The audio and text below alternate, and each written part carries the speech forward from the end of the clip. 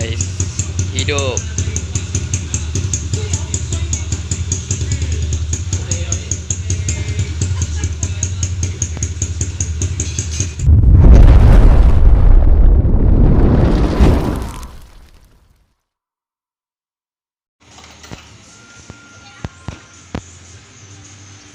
Okay, Assalamualaikum geng.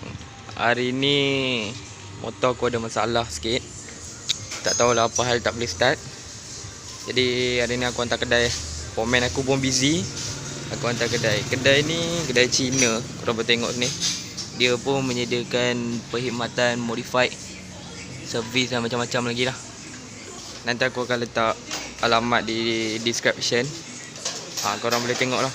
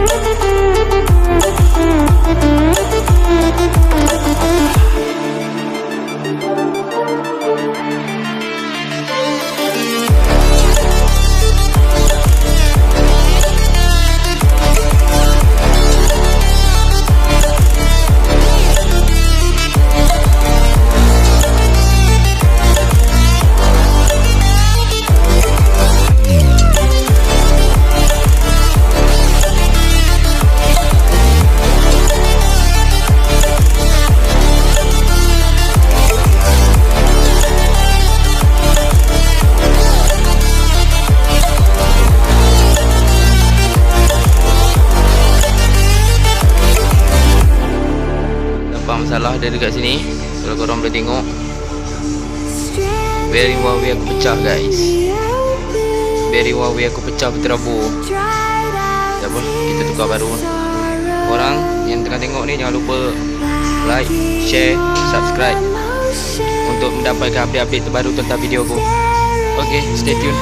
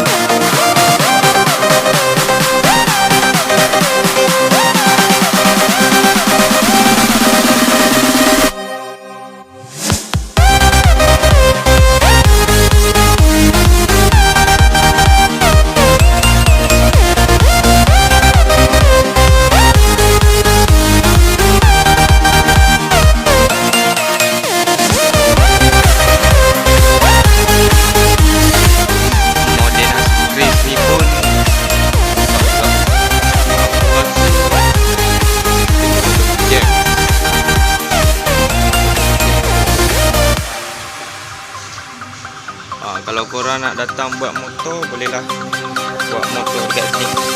Nanti aku letak alamat di